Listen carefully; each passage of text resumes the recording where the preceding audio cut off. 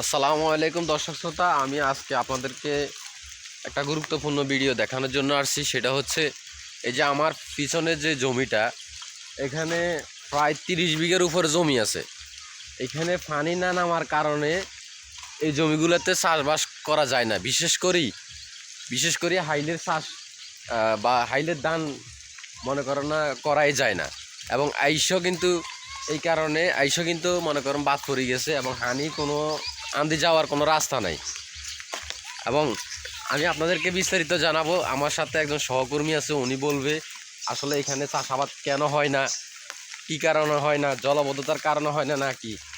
এবং আমি নিজেও দেখতেছি জলাবদ্ধতার কারণে এখানে চাষাবাদ হয় না। তো আমরা তার মুখে কিছু কথা শুনবো। বলো ভাই, এখানে কেন চাষাবাদ হয় না, কি কারণে? এখানে চাষাবাদ হয় না, ধরেন না বৃষ্টির কারণে আমাদের ঘন ঘন প্রস্রাব ধরা, আমরা এদিকে হিরি প্রস্রাব করি, প্রস্রাবের কারণে দেখা গেছে পানিটা কোনো দিকে যাচ্ছে না, পানিগুলো সব এখানে জমি থাকে, কোনো দিকে যাইতেছে না। এই কারণে হাইলদান মানুষের হয় না, হাইলদান হয় না বা পানি যাওয়ার কোনো ব্যবস্থা করে দেন না তারা ব্যবস্থা কখন করবো? সুঙ্গা টুঙ্গা দিলে মুতের কারণে প্রস্রাবের একটা গতি আছে না, সুঙ্গাগুলো ভাঙিছে, সুঙ্গানি ভাঙি যায়। মানে কোনো নেতা তো করে সহযোগিতা করে না, কোনো নেতা তো এলাকার মধ্যে আমরা হয় নেতা, আমরা আর কোনো নেতা আসেনি। তোমরা নেতা হইলে তো তোমরা এটারে সুন্দর করে একটা কাজ করে দিবে না, নেতার হিসেবে একটা মান রাখবে না।